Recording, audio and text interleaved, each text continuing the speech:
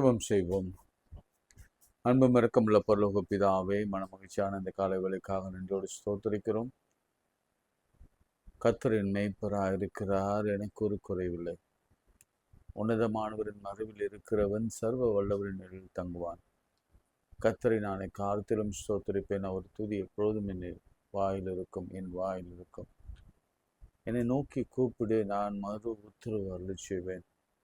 ஆபத்து நாளிலே என்னை நோக்கி கூப்பிடு என்று நீ சொல்லி உடைய வார்த்தையை வைத்து எங்களை நடத்தி வருகிற கிருபைக்காய் ஸ்தோத்திரம். உன் பாதம் கல்லில் இடராதபடிக்கு தன் கரங்களில் ஏந்தி கொண்டு போவார்கள். நீ வாளாகாமல் தலையாவாய் என்ற வார்த்தையின்படியே நடத்துகிறீர். எங்கள் பலவீனத்திலே கர்த்தருடைய பலன் பூரணமாக விளங்குறதுக்காய் ஸ்தோத்திரம். தோல்வி அல்ல, ஜெயத்தை கொடுக்கிறீரே, மக்கள் நன்றி சொல்லக்கூடும். ஆண்டவரே, குடும்பங்களிலே அமைதி, சமாதானம், சந்தோஷம், மகிழ்ச்சி, திருமண காரியங்கள், குழந்தை பேரு, வியாதியிலிருந்து விடுதலை, வறுமையிலிருந்து விடுதலை தந்து வழிநடத்தி வருகிறீர மக்கள் ஸ்தோத்திரம். நீர் கொடுத்து வருகிற ஒவ்வொரு உதாரத்துவமான ஆசீர்வாதங்களுக்காக நன்றி செலுத்துகிறோம் சுவாமி. தகப்பன் தம் பிள்ளையை நேசிப்பது போல, தாய் தம் பிள்ளையை நேசிப்பது போல, ஒரு சிநேகிதனை நேசிப்பது போல என் ஆண்டவர் உலக ரட்சகருமாகிய கிறிஸ்து எங்களை நேசிக்கிறீரே, உமக்கு ஸ்தோத்திரம்.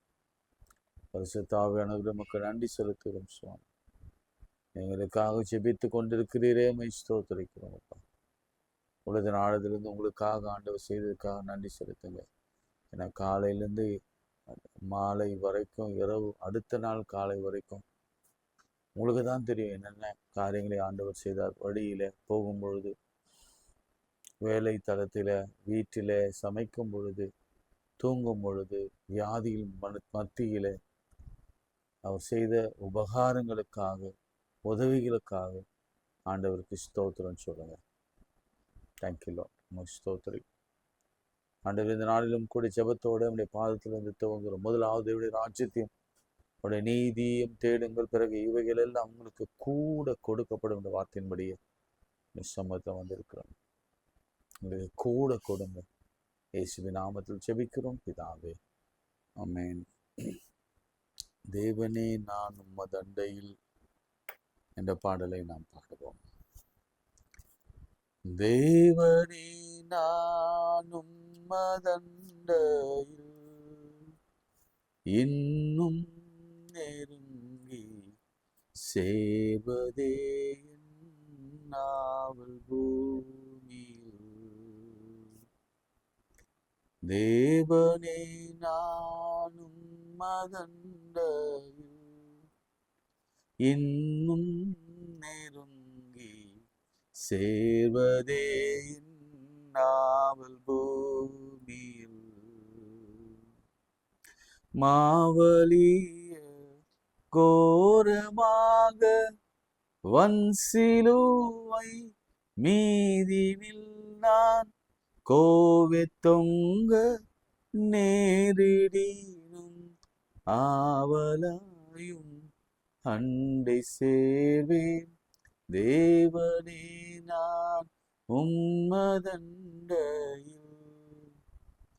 இன்னும் நெருங்கி சேர்வதே நாவல் பூமியில். யாக்கோபை போல் போகும் பாதையில் பொழுது பட்டு ராவிலீருள் வந்து மூடிட, தூக்கத்தால் நான் கல்லில் சாய்ந்து தூங்கினாலும் என் கனாவில், தூக்கத்தால் நான் கல்லில் சாய்ந்து தூங்கினாலும் என் கனாவில் நோக்கி உம்மை கிட்டி சேவேன். வாக்கடங்கா நல்ல நாதா, தேவனே நான் உம்மதண்டையில் இன்னும் நெருங்கி சேர்வதே என் நாவல் பூமியில். பரத்திற்கேறும் படிகள் போலவே என் பாதை தோன்ற பண்ணும் ஐயா எங்கள் தேவனே. கிருபையாக நீர் எனக்கு தருவதெல்லாம் உம்மதண்டை. கிருபையால நீர் எனக்கு தருவதெல்லாம் உம்மதண்டை. அருமையாய் என்னை அழைத்து அன்பின் தூதனாக செய்யும் தேவனே, நான் உம்மதண்டையில் இன்னும் நெருங்கி சேர்வதே நாவல் பூமியில்.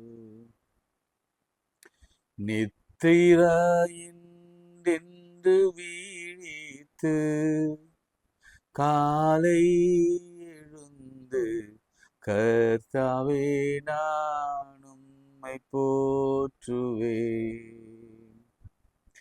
இத்தரையில் உந்தன் வீடாய் என் துயர்கள் நாட்டுவேனே. இத்தரையில் உந்தன் வீடாய் என் துயர்கள் நாட்டுவேனே. என்ற துன்பத்தின் வழியாய் இன்னும் உம்மை கேட்டி சேர்வேன் தேவனே, நான் உம்மதண்டையில் இன்னும் நெருங்கி சேர்வதே என் ஆவல் பூமியில். நம்ம ஜெபம் பண்ண முன்னாக இந்த மாவலிய கோரமாக வன் சிலுவை மீதினிலே நான் கோவேனா கர்த்தர்ல கோவே தொங்க நெறிடனும் ஆவலாய் மண்டை சேர்வேன். சிலுவையில தொங்க நெறிட்டாலும் உம்மிடத்தில் தான் சேர்வேன். சில நேரங்களில் சந்தோஷம் இருந்தால் தான் ஆண்டவரை நம்ம பார்க்கிறோம். சிலுவையை நம்ம விரும்புவதே இல்லை, நுகத்தை விரும்புவதே இல்லை, பாடுகளை விரும்புவதில்லை. ஆனால் ஒவ்வொருக்கும் இயல்பாக நுகம், சிலுவை, பாடுகள், மரணங்கள், இழப்புகள், தோல்விகள், வறுமைகள் இதெல்லாம் கிராஃப் மாதிரியே வரும். கிராஃப் மாதிரி வரும். நீங்கள் ரங்கராட்டினம் பார்த்துருப்பீங்கள, இந்த வீல், பெரிய வீல், அந்த ஜெயிண்ட் வீல்லாம் பார்த்துருப்பீங்க, லண்டன் ஐலாம் பார்த்துருப்பீங்க. அது எப்படின்னா கீழேருந்து மேலே போனாலும் மறுபடியும் கீழே வந்து தான். இதுதான் வாழ்க்கை. இந்த பாடுகள் சமயத்தில் நாமும் ஆண்டவருடைய சிலுவையை சுமப்பதில் இங்கே யாக்கோபை பற்றி தான் முழுசுமா இருக்கு. மோஸ்ட்லி அவருடைய வாழ்க்கை குறித்தான் இருக்கு. யாக்கோபு கைவிடப்பட்ட நிலையில அவன் ஏமாத்தனான், அண்ணனை துரோகம் பண்ணான், எல்லாவற்றையும் அப்பாவுக்கு துரோகம் பண்ணான். ஆனாலும் இப்போ அவன் யாருமே இல்லாத அனாதையா வனாந்தரத்தில் நிற்கிறான். போற லாபான் யாருன்னு தெரியாது, வழியோ கடினமான பாதை. அவன் கையில சொத்து கொடுக்கல. இனி நிறைய பேருடைய வாழ்க்கை அதுதான். அவன் தகப்பன் ஏதோ ஒரு சொத்து கொடுக்கல, உயிருக்கு பயந்து அவன் ஓடிக்கொண்டிருக்கிறான். வெறும் கையும் கோலுமாய் போனானா அப்படின்னு தான் அவனே சொல்றான். நான் வெறும் கையும் கோலுமாய் போனேன். எங்க அம்மா கொஞ்சம் எண்ணெய் கொடுத்தாங்க, அதையும் கூட அந்த இடத்துல ஒரு கல்லை நாட்டி அதுல வார்த்து அபிஷேகம் பண்ணிட்டு அந்த எண்ணெய் கூட என்னுடைய புண்களுக்கோ என்னுடைய பனி வெடிப்புகளுக்கோ அது வேண்டியதில்லை, கர்த்தருக்கு வேணும் அப்படின்னு சொல்லி நான் சாக்ரிஃபைஸில் கொடுத்துட்டேன். இனி கர்த்தர் பார்த்து கொள்வார். இந்த ஒரே ஒரு அந்த அந்த வரிகளை மாத்திரம் பாடிட்டு நாம் ஜெபிக்கலாம். நாம் எப்பவுமே ஆண்டவரை நெருங்கி இருக்கணும். எல்லா சமயத்திலும் நான் சொல்வேன், நிறைய விஷயங்களை சொல்வேன். நீங்க பாவத்துல இருக்கும் பொழுது இயல்பாகவே ஒரு டெண்டன்சி இருக்கும், நம்ம தூரம் போனோம். ஆண்டவர் பரிசுத்தர், எஸ் ரியலி பரிசுத்தர். அவர் தூரம் போயிட்டா அதுக்கு சொல்யூஷன் ஆகாது, அது முடிவல்ல. எப்பவுமே ஆண்டவரோடு இருக்கணும். அந்த பலவீனத்தின் மத்தியில, அந்த நோயின் மத்தியில, அந்த பாவத்தின் மத்தியில ஆண்டவரோடு கூட இருக்க பழகணும். சிலுவையை சுமக்க பழகணும், தொங்க இடம் கொடுக்கணும். சீஷர்கள் எத்தனை பேர் மாண்டாங்க சிலுவையில. பேதுரு, என் ஆண்டவரை போல, என் எஜமானை போல நீங்க நேரில் என்னை சிலுவையில் அறைய வேண்டாம், என்னை தலைக்கீழாக சிலுவையில் அறையுங்க. முதல்ல அவங்க ஒய்ஃபை சிலுவையில் அறைஞ்சாங்க. அதன் பிறகு பீட்டரை கிட்டத்தட்ட மூத்த வயது 80-90 வயதுகளிலே சிலுவையில் அறிந்து கொண்டு போட்டார். இனிக்கும் பேசப்படுகிறார், சபைக்கு தலை ஆகாதென்று தண்ணில கல், மூளை கல், கற்பாறை. இன்னைக்கு ஆண்டவர் பெரிய அற்புதத்தை செய்ய போகிறார். இதுல இன்னொரு அழகான வார்த்தையும் வரும், என்ன துன்பத்தின் வழியாய் இன்னும் உம்மை கிட்டி சேர்வேன். எந்த துன்பத்தின் வழியாய் இன்னும் உம்மை கிட்டி சேர்வேன். பாடிலாமா? அந்த முதல் சரணத்தை மாத்திரம், முதல் கவியை மாத்திரம் பாடலாம். மாவலிய கோரமாக வன் சிலுவை மீதினில் நான், பாடுங்க. மாவலிய கோரமாக வன் சிலுவை மீதினில் நான் கோவே கோவே தொங்க நேரிடினும் ஆவலாயும் அண்டை சேர்வேன். தேவனே நான் உம்மதண்டையுள் இன்னும் நெருங்கி சேர்வதே ஆவல் பூமி. கைகளை உயர்த்தி இந்த லெந்து காலங்களில் ஆண்டவர் பல விதமான அற்புதங்களை செய்து கொண்டிருக்கார். நான் ஏற்கனவே சொன்னேன், நாம தீர்மானித்த அதே நாளிலே கர்த்தருடைய வல்லமையான பதில் வெளிப்பட்டிருக்கிறது. ஆமென் சொல்லுங்க. சுதந்திரித்து கொள்ள ஆயத்தப்படுங்க. சிலர் சுதந்திரித்து கொண்டிருக்கிறார்கள். சிலருக்கு நல்ல செய்திகள் வந்து கொண்டிருக்கிறது, சிலருக்கு வாழ்க்கை வந்து கொண்டிருக்கிறது, சிலருக்கு பிள்ளை பேரு வந்து கொண்டிருக்கிறது, சிலர் வாழ்க்கையில கட்டுகள் அறுக்கப்பட்டு கொண்டிருக்கிறது, மரண இருள் விலகி கொண்டிருக்கிறது, தலை எழுத்தை மாற்றியிருக்கிறார், தீர்ப்பை மாற்றியிருக்கிறார். வியாதி வரும், ஆனா நமக்கு வராது, அது வர வேண்டியது தான், எங்களுடைய ஜீன்ல இருக்கு, எல்லாருக்கும் வந்திருக்கு, ஆனா உங்களுக்கு வராது. சாபத்தை அவர் முறித்திருக்கிறார். ஏன்னால் எந்த நாட்களில நாம் எடுத்த தீர்மானத்திற்கு ஆண்டவர் கொடுக்கிற வெகுமதி, பரிசு அல்லது பதில் எதுதான்? இது உலகமும் அல்லது இதற்கு முன்னாடி இருந்த உதாரணங்களும் இதை சொன்னாலும், கர்த்தர் இந்த உபவாசத்திற்கு பிறகு எல்லா உதாரணங்களையும் எல்லா முன் மாதிரிகளையும் கர்த்தர் மாற்றி போடுகிறார். என்ன வேணும் உங்களுக்கு? ஆண்டவரே எனக்கு பணம் வேணும்ப்பா, ஆண்டவரே எனக்கு சுகம் வேணும், ஆண்டவரே எனக்கு பிள்ளை வேணும், ஆண்டவரே திருமணம் நடக்கணும், ஆண்டவரே என் சரீர வியாதி குணமாகும், என்னுடைய அவயவங்களில் காணப்படுகிற ஸ்கின் அலர்ஜி, என்னுடைய முழங்கால்கள், என்னுடைய இருதயம், என்னுடைய இரத்த ஓட்டங்கள், என்னுடைய மூளை பகுதி, எங்கள் பிள்ளையினுடைய மூளை பகுதி, ஆட்டிசம், கார்டியா பிரச்சனைகள், சிறுநீரக பிரச்சனைகள், எல்லா முடக்கு வாதங்களும், கண்களிலே காணப்படுகிற பிரச்சனைகள், ஜுரங்கள், கட்டிகள் இயேசுவின் நாமத்திலே விலகட்டும், விலகட்டும், விலகட்டும். நீங்க சொல்லி ஜெபம் பண்ண வேண்டிய வார்த்தை என்னன்னா, என் நாமத்தினாலே, இயேசுவின் நாமத்தினாலே நீங்க எதை கேட்டாலும் அவர் கொடுப்பார். கேளுங்க, இயேசுவின் நாமத்திலே கேட்கிறோம். தேர்வு எழுதுகிற பிள்ளை விசேஷமா சூப்பரா எழுதி முடித்து நல்ல தேர்ச்சி பெற உதவி செய்யும். பயத்தின் ஆவியை முற்றிலுமாக நீக்கும். இயேசுவின் நாமத்தில் பிதாவே, ஆமென். பிரியமானவர்களே, நிறைய பேர் ரெகுலராக படித்திருக்கிறாங்க. நம்ம இப்போ உபாகமும் அநேகமாக முடித்துட்டோம். ஜோஷுவா நான் இன்னைக்கு முடித்தேன். நீங்கள் ஜோஷுவா ட்ரை பண்ணுங்கள். ரொம்ப ரொம்ப எளிமையாக முடிக்கலாம். அதுக்கப்புறம் நியாயாதிபதிகள் இருக்கிறது. எனவே யோசுவாவை ஸ்டார்ட் பண்ணுங்கள். அல்லது பின்னாடி இருக்கிறவங்க கவலையே படாதீங்க. நீங்கள் தொடர்ந்து வாசித்துட்டே வாங்க. நம்ம டெவலப் பண்ணலாம். அதற்கு நான் சில வழிகள்லாம் வைத்திருக்கிறேன். எளிமையாக நம்ம வேதாகமத்தை முடிக்கும்படியாக, இன்னும் எளிமையாக முடிக்கும்படியாக சில வழிகளை வைத்திருக்கிறேன். நீங்கள் ட்ரை பண்ணிகிட்டே இருங்க. நான் கிட்டத்தில் வருகிற பொழுது எங்கே முடிச்சிங்களோ அங்கிருந்து வேகமாக எப்படி முடிக்கணும் என்பதை நான் உங்களுக்கு சொல்லி கொடுக்குறேன். நிச்சயமாக இந்த 40 நாளிலே கவர் டு கவர் நம்ம முடிக்க போகிறோம். ஆமேன்னு சொல்லுங்கள். இது நிச்சயமாக முடிக்க போகிறோம். எப்பேற்பட்டாவது ஏதாவது ஒரு முறையில் நாம் அதை முடிக்க போகிறோம். அல்லேலூயா. வைராக்கியமாக இருங்க. சில காரியங்களை வைராக்கியமாக இருந்தீங்களா கர்த்தர் உங்களுக்கு துணை நிற்பார். ஆமேன்.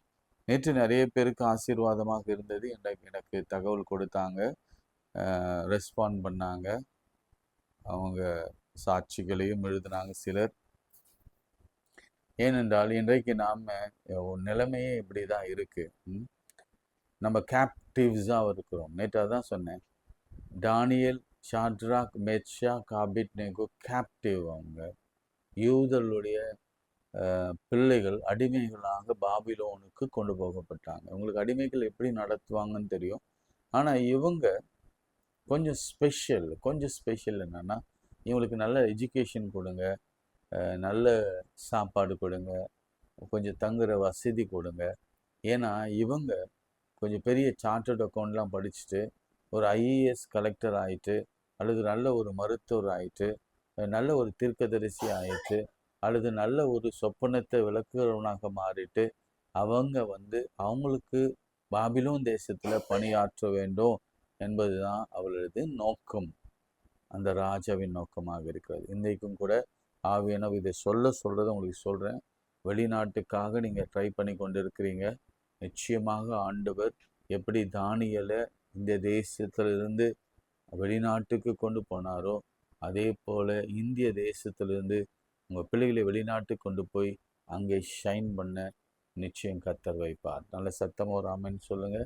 மாத்திரமல்ல, கனடா தேசத்துலேருந்து நல்ல பையன் வேணும், ஆஸ்திரேலியா தேசத்துலேருந்து நல்ல பொண்ணு வேணும், அல்லது இங்கிலாந்து தேசத்தில், அயர்லாந்து தேசத்துலேருந்து, எங்களுக்கு யூஎஸ்ஏலேருந்து, இங்கிலாந்துலேருந்து எங்களுக்கு நல்ல வரன்கள் வேணும், வேலை வேணும், வேலை வாய்ப்புகள் வேணும்னு சொல்லி காத்திருக்கிற வாலிப பிள்ளைகளுக்கு படிப்பு, முக்கியமாக படிப்பு, என்ட்ரன்ஸு காத்திருக்கிற பிள்ளைகளுக்கு ஜெயமோ. இன்னைக்கு சொல்ல போகிற வார்த்தை அதுதான். ஜெயமோ கர்த்தரால் வரும். ஆமீன். தானியேலின் காரியமோ வென்றார், ஜெயமாய் முடிந்தது. சரிங்க, நம்ம வேகமாக நேற்று நான் சொல்லி முடித்ததுலேருந்து நான் திரும்ப ஆரம்பிக்கிறேன். தானியேலும் அவருடைய நண்பர்களும் ராஜாவின் போஜனத்தினாலும் பானம் பண்ணும் திராட்சை ரசத்தினாலும் தன்னை தீட்டுப்படுத்தலாகாது என்று சொல்லி அவர்கள் ஒரு தீர்மானம் பண்ணினாங்க. 10 நாள் டைம் கேட்டாங்க. அதனால தான் என் மகன், நான் கொஞ்சம் நிறைய எழுதினேன். ஃப்ரம் கேப்டிவ் தலைப்பு போட்டு கொடுத்தேன். ஃப்ரம் கேப்டிவ் டு கொலுமண்டபம் பேலஸ் அப்படின்னு நான் எழுதினேன். ஆனால் ஆவியானவர் அவருக்கு உணர்த்தினது என்னென்னா, 10 டேஸில் எப்படி ஆண்டவர், 10 டேஸ் ஃபாஸ்டிங்கில் எப்படி ஆண்டவர் எல்லா காரியத்தையும் அவர் மாறுதலாக முடிக்க பண்ணினார் என்பதை குறித்து அவன் போட்டிருந்தான். அநேகருக்கு ஆசீர்வாதமாக இருந்திருக்கும். எங்களுக்காக செபித்து கொள்ளுங்கள். We are going through hard time. அதனால் கொஞ்சம் எங்களுக்காக நீங்கள் செபித்து கொள்ளுங்கள். நன்றி, தேங்க்யூ. இப்போது இந்த 4 வாலிபர்களும் எப்படி அந்த ஃபாஸ்டிங்க்கு அப்புறம், பார்ஷியல் ஃபாஸ்டிங்க்கு அப்புறம் ஆசீர்வதிக்கப்பட்டாங்க. நான் நேற்றே சொன்னேன். எழுத்திலும், ஞானத்திலும், அறிவிலும், சாமர்த்தியத்திலும். 4 பண்புகள் அல்லது 4 வரங்கள் அல்லது 4 முக்கியமான ஆசீர்வாதங்களை கர்த்தர் கொடுத்தார். ஆனால் தானியேலுக்கு மட்டும் கொஞ்சம் வித்தியாசமாக 2 கொடுத்தார். எக்ஸ்ட்ராவாக சகல தரிசனங்களையும் சொப்பனங்களையும் அறியத்தக்க அறிவை கர்த்தர் கொடுத்தார். அப்போ நான் அந்த தானியேல் முடிவில், அந்த 1ஆம் அதிகாரம் முடிவில் நான் சொன்னேன், கோரேஸ் ராஜபாரம் பண்ணும் முதலாம் வருஷம் மட்டும் தானியேல் அங்கே இருந்தார். சஃபர் பண்ண நாட்கள் எவ்வளோ தெரியுமா? Only 1 year. Only 1 year. 10 நாள் உபவாசத்திற்கு அவங்க 1 year மாத்திரம்தான் அவங்க அங்கே இருந்தார்கள். அதன் பிறகு நான் உங்களுக்கு சொல்லி முடித்தேன். 2ஆம் அதிகாரத்தில் அவனை உயர்த்தினார், வெகுமதி கொடுத்தார், எல்லார் மத்தியிலும் அவனை அதிகாரியாய் மாற்றினார், அதிபதியாய் மாற்றினார் எல்லாம் சொன்னேன். நீங்கள் வீட்டில் போய் பொறுமையாக விளக்கமாக அந்த வீட்டில் இருக்கும் பொழுது 48ஆம் வசனமும் கடைசி வசனங்கள் தான் வரும். எல்லாமே கடைசி. தானியேலில் ஃபர்ஸ்ட் சாப்டர் கடைசியில், அதே மாதிரி செகண்ட் சாப்டர் கடைசியில் தான் வரும். இங்கே ராஜா வேண்டி கொண்டதின் பேரில் அவன் ஹெல்ப் பண்ணுறான். சாத்ராக், மேஷாக், ஆபேத்நேகோவை பாபிலோன் மாகாணத்தின் காரியங்களை விசாரிக்கும்படி வைத்தான். காரியங்களை விசாரிக்கும்படினா நிச்சயமாகவே ஐஏஎஸ் ஆஃபீஸராக அவன் வைத்தான். இன்றைக்கு சொல்ல போனால் அதுதான் ஐஏஎஸ் ஆஃபீஸர்ஸ். அப்போ எவ்வளோ பெரிய பதவி பாருங்களேன். ரைட். தானியேலோ என்றால் ராஜாவின் கொலு மண்டபத்தில் இருந்தான். சொஃபிஸ்டிகேட்டட் லைஃபை கர்த்தர் கொடுத்தார். சரி, இப்போ 5ஆம் அதிகாரம் 29ஆம் வசனத்தை திருப்பிக் கொள்ளுங்க. 5ஆம் அதிகாரம் 29ஆம் வசனம். அப்போது பெல்சாத்தார் தானியேலுக்கு இரத்தாம்பரத்தையும் அவன் கழுத்திலே பொற்சற்பணியையும் தரிப்பிக்கவும், ராஜ்யத்திலே அவன் 3ஆம் அதிகாரியாய் இருப்பவன் என்று அவனை குறித்து பறைமுறையிடவும் கட்டளையிட்டான். அன்று ராத்திரிலே கல்தேயரின் ராஜாவாகிய பெல்சாத்தார் கொலை செய்யப்பட்டான். மேதியுவின் தரியு தன்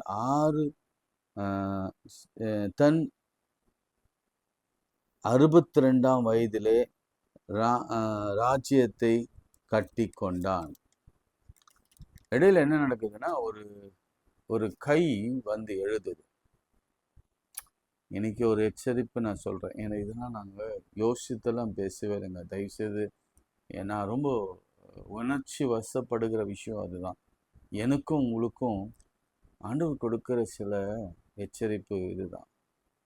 தயவுசெய்து அதை புரிஞ்சுக்கோங்க. அது எனக்கும் தான் பர்சனலாக, உங்களுக்கும் தான். ஒரு கை எழுதுது. அந்த கை என்ன எழுதுதுன்னா, அந்த கையுறுப்பு அவரால் அனுப்பப்பட்டது, அது எழுதப்பட்டது. எழுதப்பட்ட எழுத்து என்னவென்றால் மேனே மேனே தெக்கேல் உபாசேன் என்பது. அந்த வசனத்தின் அர்த்தமாவது, மேனே என்பது தேவன் உன்னுடைய ராஜ்யத்தை மட்டியிட்டு அதற்கு முடிவு உண்டாக்கினார் என்றும், தெற்கேல் என்பதற்கு நீ தராசிலே நிற்கப்பட்டு குறையாய் காணப்பட்டாய் என்றும், பெரேஸ்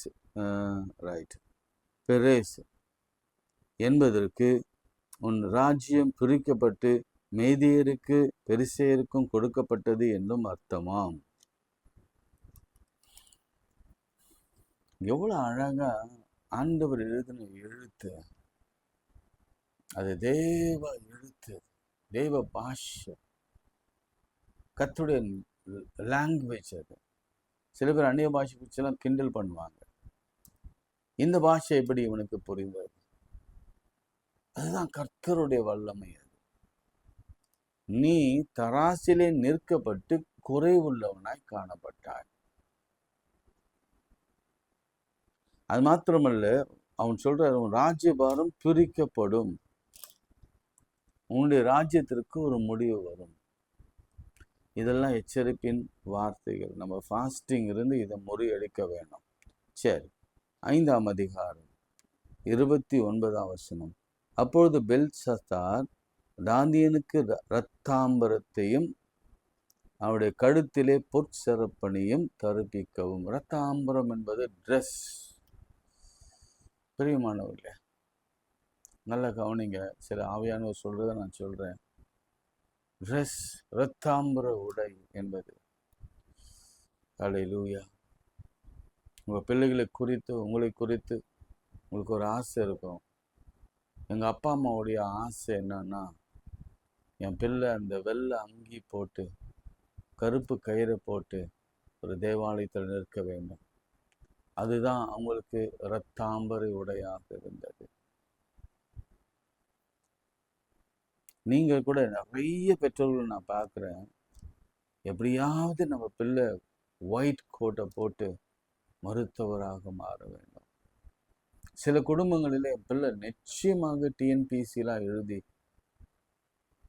கவர்மெண்ட்ல, ஸ்டேட் கவர்மெண்ட்லேயே அல்லது மத்திய அரசில், ஒன்றிய அரசில் ஒரு வேலை என்ட்ரன்ஸ் எழுதி ஒரு வேலை வாங்க வேணும். என் பிள்ளை பைலட்டாக ஆக வேணும். என்னுடைய பிள்ளையின் கனவு அதுதான். என் பிள்ளை எப்படியாவது பைலட் ஆகணும்னு அவன் நினச்சிட்டு சின்ன வயசுலேருந்தே சொல்லிட்டு இருப்பான்.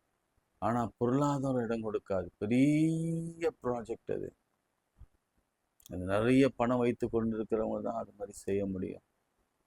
ஸோ இப்படி கனவுகளோடு இருக்கிறவங்க சிலருக்கு என்ன செய்வாங்க தெரியுமா? ஆசை, அது என் வீட்டில் நான் சொல்ல கேட்டிருக்கிறேன், சீமந்தம் பண்ணணும், அந்த ட்ரெஸ் எல்லாம் போட்டு. சிலருக்கு ஆசை, என் பிள்ளைகளை கல்யாண உடையில நான் பார்க்க வேண்டும், சீருடையில நான் பார்க்க வேண்டும், கிராஜுவேஷன் வாங்குறது நான் கிட்ட நின்று பார்க்க வேண்டும், இரத்தாம்பரத்தை தடித்து கழுத்திலே சரப்பணி போட்டு.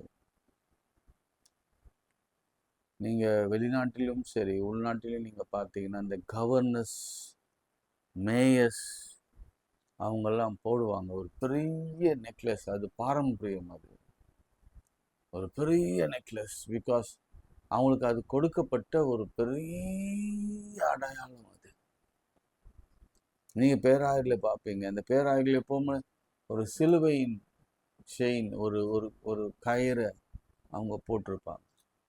சில பணக்கார பேராயர்கள் அதை தங்கத்திலே போட்டிருப்பாங்க. ஸோ நாம் என்ன செய்யணும்னா, மார்க்கவசத்தை பவுல் எழுதும் பொழுது அந்த மார்க்கவசத்தை நாம் தரித்து கொள்ள வேண்டும். மோசே தாம் 12 கோத்திரத்தை பிரித்த பொழுது அவங்க மார்க்கவசத்தில், அந்த அந்த லேவியரின் மார்க்கவசத்தில், அந்த ஆசாரிப்பு கூடாரத்துக்குள்ளே போகிற ஆசாரியனுடைய மார்க்கவசத்தில் 12 முத்துக்கள், 12 ஸ்டோன்ஸ் பொதிக்கப்படணும். அது ஒவ்வொரு ஸ்டோனும் ஒவ்வொரு கோத்திரம் அதை ரெப்ரசன்டேட் பண்ணும். எங்க ரெப்ரசன்ட்னா, தேவ ஆலயத்துக்குள் சமூகத்திலே போகின்ற பொழுது அந்த கோத்திரம் ரெப்ரசன்ட் பண்ண வேண்டும். உங்கள் வாழ்க்கையில கூட அப்படி கர்த்தர் நடத்துவார். இப்போ உலக பிரகாரமா வர பாருங்களேன். ராஜ்யத்திலே அவனை 3ஆம் அதிகாரியாக, ஒரு கார்ப்பரேட் நிறுவனத்தில் வேலை செய்யணும்னா சிஇஓ, அடுத்து 2 ஜாபுகள் வரும். அல்லது ஒரு பள்ளியில் இருக்கிறோன்னா தலைமை ஆசிரியர் பதவி வரும். ஒரு கல்லூரியில் இருக்கிறோன்னா பேராசிரியர், முதல்வர் பதவி.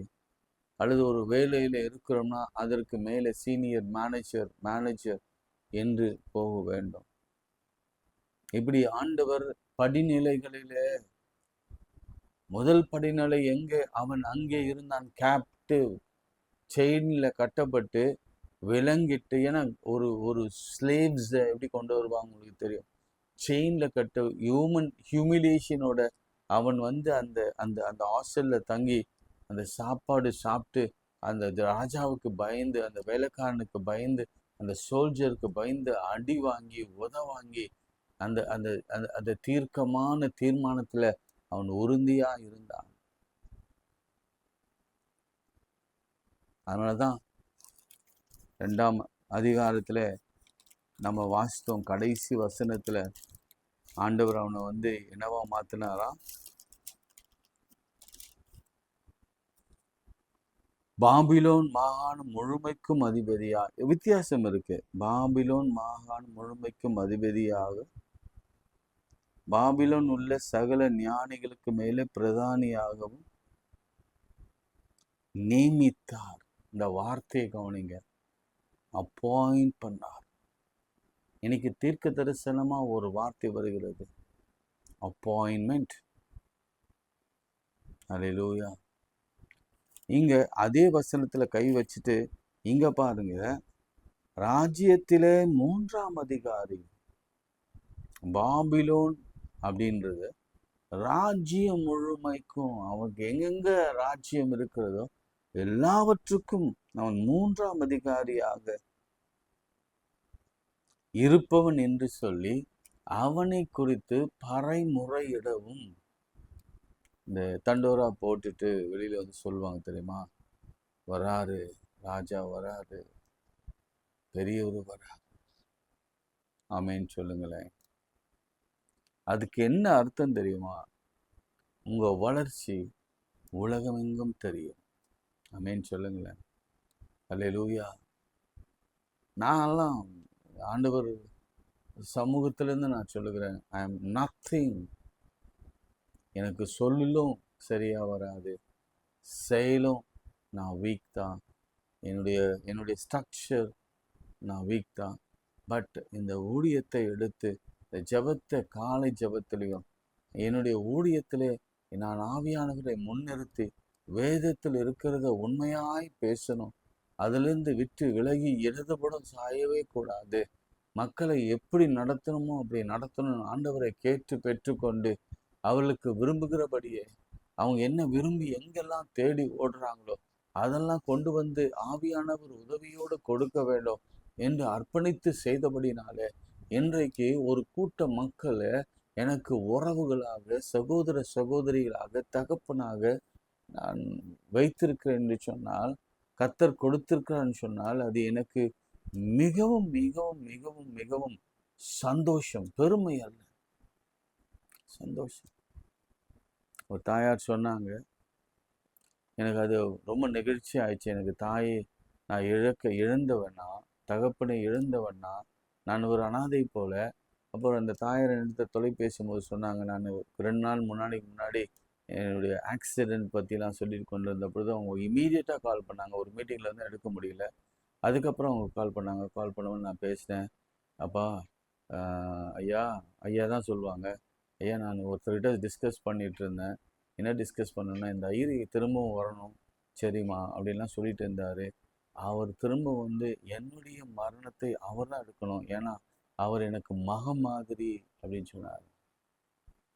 எத்தனையோ அம்மாக்களை நான் பெற்றிருக்கிறேன், எத்தனையோ அக்காக்களை நான் பெற்றிருக்கிறேன், எத்தனையோ சகோதரிகளை பெற்றிருக்கிறேன், எத்தனையோ ஃப்ரெண்ட்ஸை பெற்றிருக்கிறேன். அதற்கெல்லாம் காரணம் என்னன்னா இதுதான் இதுதான் இதுதான் உபவாசம். உபவாசம் உபவாசம். ஒரு காலத்துல என்னால உபவாசம் இருக்கவே முடியாது. ஏற்கனவே நான் சொல்லியிருக்கிறேன், அல்சர். ஆனாலும் வைராக்கியத்தோடு நிற்க ஆரம்பித்தேன். ஆண்டவரே, ஏதாவது உனக்கு உதவி செய்யுங்க. அப்பொழுதுதான் கொஞ்சம் கொஞ்சமா நீர் ஆகாரம், கொஞ்சம் ஜூஸ், கொஞ்சம் டீ எல்லாம் குடித்து கொஞ்சமா நேரத்தை கடத்தி ஜபத்திலே தான் இருப்பேங்க. அந்த 40 நாட்களும் ஜபத்திலே தான் இருப்பேன். டிவி கூட பார்த்ததா சரித்திரமே இல்லை, நியூஸ் கூட பார்த்ததா சரித்திரம் இல்லை, ஒரு நேரம் கூட மிஸ் பண்ணதில்லை. 40 நாள் என்னுடைய பிரேக் த்ரூ, என்னுடைய ஊழியத்திற்காக, என்னுடைய திருமண வாழ்வுல குழந்தை பிறக்க வேண்டும், குழந்தைக்கு நல்ல எதிர்காலம் வர வேண்டும், அல்லது என் மனைவிக்கு நல்ல வாழ்க்கையும் நல்ல ஒரு வேலைக்கு உயர்வும் கர்த்தர் கொடுக்க வேண்டும் என்பதற்காக உபவாசம் இருந்ததுதான். ஒரு நாள் கூட எனக்கு தெரியும் 12 மணிக்கெல்லாம் முழங்கால நின்று நான் ஜெபம் பண்ணியிருக்கிறேன். ஏன்னா நடுநிசி 12 o'clock ஏர்லி இந்த மார்னிங் 4:30க்கு அது 2:45லேருந்து 3:45க்குள்ளே இருக்கிற அதுதான் முதலாம் ஜாமம். அந்த முதலாம் ஜாமத்தில் எழும்பி நின்று முழங்காலி நின்று நான் ஜெபம் பண்ணியிருக்கிறேன். முடிந்த அளவுக்கு எவ்வளவு வேகமா வேதத்தை வாசிக்க முடியுமோ அவ்வளவு வேகமா வேதத்தை வாசித்து ஸ்தோத்திர பலிகள் புத்தகம் இருக்கிறது. நீங்க சிரிப்பீங்க, அநேகர் ஐயர் இதெல்லாம் கூட படிப்பாரா அப்படின்லாம் கேட்பீங்க. இந்த 1000 ஸ்தோத்திர பலிகளை தினந்தோறும் படிப்பேன், ஒரு நாள் கூட மிஸ் பண்ணதில்லை. 40 days. இது எழுதுந்து விக்லிஃப் டேவிட். ஒரு ட்ரினிட்டி சர்ச்சில் கூப்பிட்டு இவருக்கு நான் பிரசங்கம் கொடுத்தேன். அவருடைய சாட்சியே பயங்கரமாக இருந்தது. இந்த ஸ்தோத்திர பலினால எத்தனையோ லட்சம் பேர் ஆசீர்வாதத்தை பெற்றிருக்கிறார். கூடத்தில் இருக்கிறதா? நீங்கள் இதை படிச்சீங்கன்னா 15 to 20 30 minutes ஜபத்தில் உட்காரலாம். ஓரளவுக்கு இதை எனக்கு மனப்பாடமாகவே தெரியும். ஆரம்பிச்சேன்னா அப்படியே வேகமாக சொல்லிட்டே போவேன். பிரியமானவர்களே, இதுதான் ஆண்டுடைய பாதத்துல உட்கார்ந்து இருப்பது தான். வைராக்கியமா தீர்மானம் எடுங்க, அப்பதான் ஆசீர்வாதம் வரும். நம்மளை பற்றி மற்றவர்கள் பேசுவாங்க, உலகம் பேசும், நாடுகள் பேசும், சபை பேசும், குடும்பத்திலே பேசுவாங்க. இவனா அவன். ஸ்போர்ட்ஸ்ல சிலரை கர்த்தர் உயர்த்த விரும்புகிறார். ட்ராஃபீஸா நான் பார்க்கிறேன், நாவிலே நிரம்பி சொல்றேன். நான் ஆண்டவர் பெரிய காரியங்களை செய்ய போகிறார். தொடர்ந்து பேசலாம். அதன் பிறகு அவ்வளவுதான். இது வந்து 6:3 போலாம். 6:3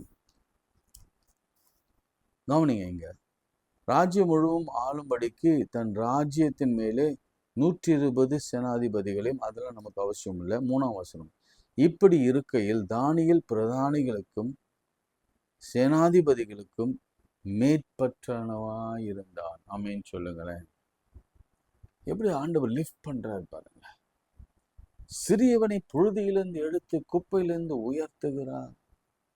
ஒரு காலத்துல புழுதியில இருந்தோம். நான் சொல்வேன், என்னுடைய ஊழியம் தாங்க எல்லாருக்கும் சாட்சியா இருக்கும். புழுதியில நின்று இருக்கிறேன். இந்த ஊழியத்திற்காக, இந்த ஊழியம் கிடைக்க வேண்டும் என்பதற்காக 15 ஆண்டுகளுக்கு மேலே 15 ஆண்டுகளாக ஒரு குறிப்பிட்ட ஆண்டு வரைக்கும் நான் வெளிநாடுகளிலும் வெளி மாநிலங்களிலும் நான் வேலை செய்தேன். ஆனால் ஒரு நேரத்தில் நம்ம நிச்சயம் ட்ரை பண்ணலாம், மனசு மாறும், கொடுத்துருவாங்க அப்படின்னு சொல்லிட்டு ஒரு நாள் சிஎஸ்ஐ சென்ட்ரல் ஸ்கூலில் ஒரு பிளாக் ஒன்று இருக்கும், பிரைமரி செக்ஷன் பிளாக்கு. அது ஓடு போட்டிருக்கோம், சீமை ஓடு போட்டிருக்கோம். 3 மணிக்கோ 4 மணிக்கோ பேராயர் வந்து பேசி கொண்டிருக்கிறார். எல்லாம் சொல்லுவாங்க, பேராயர் கண்ணில் படுற மாதிரி நில்லுங்க. நான் சொல்றது இப்போ இல்லை, ஏதாவது திருச்சிட போறீங்க. இது நான் சொல்றது 15-20 வருடங்களுக்கு முன்பாக. நிற்கணும், பார்க்கணும் சொல்லுவாங்க. நான் வந்து ஒரு ஒரு ஆட்டோமேட்டிக் கிளாஸ் போட்டிருந்தேன். அந்த வெயிலில் நிற்கிறேன். என் மனைவி இந்த ஓரத்தில் மரத்தடியில் இருக்கிறாங்க, மேலே ஸ்டேஜில் மீட்டிங் நடக்குது. எனக்கு என்னன்னா, நம்ம தனியாக நின்று இருந்தால் ஒருவேளை அவர் பார்க்கலாம் என்பது தான். அவ்வளவு இயக்கம். ஊழியம் கிடைச்சிடணும், ஏதாவது ஒரு பெர்மனண்ட்டாக செட்டில் ஆகணும். எத்தனை நாளைக்கு தான் நம்ம அடுத்தவங்களை நம்பி நாம் வாழ்வது? நம் சுயத்தில் நிற்க வேண்டும் என்று சொல்லி அந்த வெயில நின்னும் பாருங்களேன். தலை சுத்த ஆரம்பிச்சது, கண்ணில் தண்ணி அப்படியே தாரையா வந்தது. நான் துடைக்க கூட இல்லை, ஏன்னா யாருன்னா பார்த்து அதையும் கண்டுபிடிச்சி அதுவும் ஏளனமாக பேசுவாங்க அப்படின்னு சொல்லிட்டு தான் என் கண்ணீர் அப்படியே இறங்கி என் சிக்கில், அவங்க கொஞ்சம் தாடி விட்டுருந்தேன், அப்படியே சிட்டில் இறங்கி வருது, கண்ணீர் அப்படியே வருது, முழுசா வருது. மனுஷன் கையில தயவு கிடைக்குமா, கண்களில தயவு கிடைக்குமா நின்ற நாட்கள் உண்டு. இதெல்லாம் என் மனுஷன் பார்க்கல, அன்னைக்கு பேராயர் பார்க்கல, அல்லது அந்த தலைவர் பார்க்கல, ஆனா என் கர்த்தர் பார்த்தார். மனுஷனை நம்புவதை பார்க்கலும் கர்த்தர் பேரிலே பற்றுதலாக இருப்பது நலம். ஆமென். நிறைய சொல்லுவாங்க, எங்கள் அம்மா சொல்லுவாங்க, நீ போய் அதிகாரிக்கு கீழ்ப்படிப்பா, அதிகாரிடத்துல போ, அதிகாரி தான் நமக்கு ஆண்டவர் நான் வைத்திருக்கிறார். சரிம்மா போகிறேன். எத்தனையோ முறை போய் அவமானத்தோடு தான் திரும்பி வந்திருக்கிறேன். இந்த யாக்கோபை பாடும் பொழுது அதுதான் எனக்கு ஞாபகம் வந்தது. அவ்வளவு வேதனைகள் மத்தியில் இப்போ தானியேலுடைய காரியம் என்ன பாருங்களேன். தானியேலுக்குள்ளே ஒரு விசேஷத்த ஆவி இருந்தபடினாலே அவனை ராஜ்யம் முழுமைக்கும் அதிகாரியாய் ஏற்படுத்த ராஜா நினைத்தான். ஆமென் சொல்லுங்களேன். அல்லேலூயா. ராஜ்யம் முழுமைக்கும் ராஜாவாக்க. ஆனால் அங்கே ஒரு பெரிய ட்விஸ்ட் வந்து டைம் ஆயிடுச்சுன்னு நினைக்கிறேன். ஜெபம் பண்ணக்கூடாதுன்னு ஒரு சட்டம் போடுறாங்க. ஆனால் இங்கே என்ன பண்ணுறாரு பாருங்க. இது மட்டும் நான் சொல்லிட்டு நான் ஜெபிக்கிறேன். எருசலேம் நேராக பலுகணைகளை திறந்திருக்க அங்கே தான் முன் செய்து வந்தபடியே தினமும் 3 வேளையும் தன் தேவனுக்கு முன்பாக முழங்கால் படியிட்டு ஜெபம் பண்ணி ஸ்தோத்திரம் செலுத்தினான். இந்த பாயிண்ட்டை கவனிங்க, ப்ரேயர் பாயிண்ட்டை கவனிங்க. முன் செய்து வந்தது போல முழங்கால் படியிட வேண்டும். ஃபர்ஸ்ட் ஆஃப் ஆல் ஜெபம் பண்ணி, ரைட் செகண்டு ஸ்தோத்திரம் பண்ணி, அப்பொழுது அந்த மனுஷர் கூட்டம் கூடி தானியேலை தேவனுக்கு முன்பாக ஜெபம் பண்ணி விண்ணப்பம் பண்ணுகிறதை கண்டு ராஜாவிடத்தில் சொன்னாங்க. ராஜா சிங்க கபில போட்டாங்க. சிங்க கபில ராஜாவே சொல்கிறார், நீ இடைவிடாமல் ஆராதிக்கிற தேவன் உன்னை தப்புவிப்பார் என்று சொல்கிறாங்க. அவர் தூக்கி சிறைச்சாலில் அந்த அந்த கூண்டில் போடுறாங்கன்னு வச்சுக்கோங்களேன். இப்போ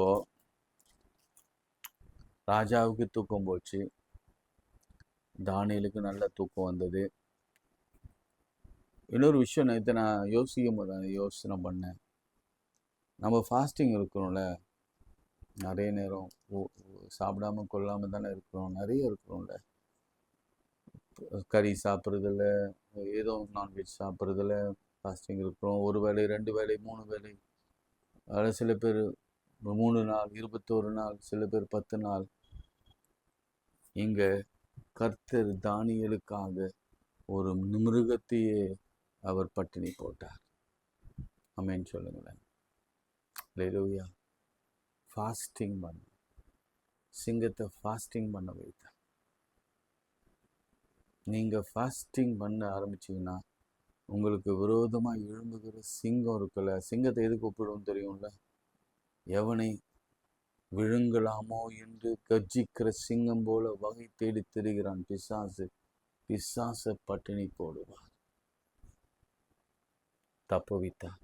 தானியேல் சொன்னான், நான் வணங்குகிற என் தேவன் என்னை தப்புவித்தார். சிங்கங்களின் வாய்க்கு என்னை தப்புவித்தார். சிங்கங்களின் வாயை அவர் கட்டி போட்டார்.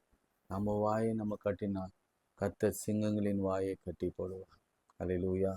திரும்ப சொல்கிறேன், நாம் நம்ம வாயை கட்டினால் சிங்கங்களின் வாயை கர்த்தர் கட்டி போடுவார். ஜெபம் பண்ணலாம். அன்புள்ள ஆண்டவரே, இந்த நாள் கொடுத்த தீர்க்க தரிசன வசனத்துக்காய் ஸ்தோத்திரம் ஆண்டவரே.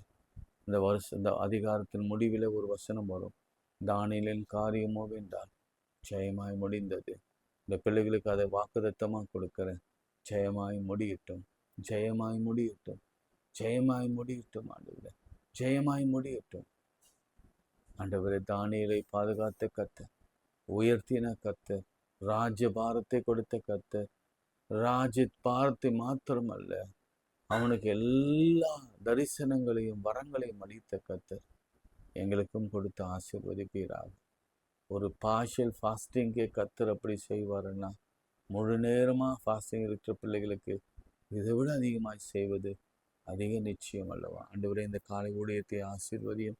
இந்த ஊழியத்தில் நீர் பங்கெடுத்து நீர் உதவி செய்யும்.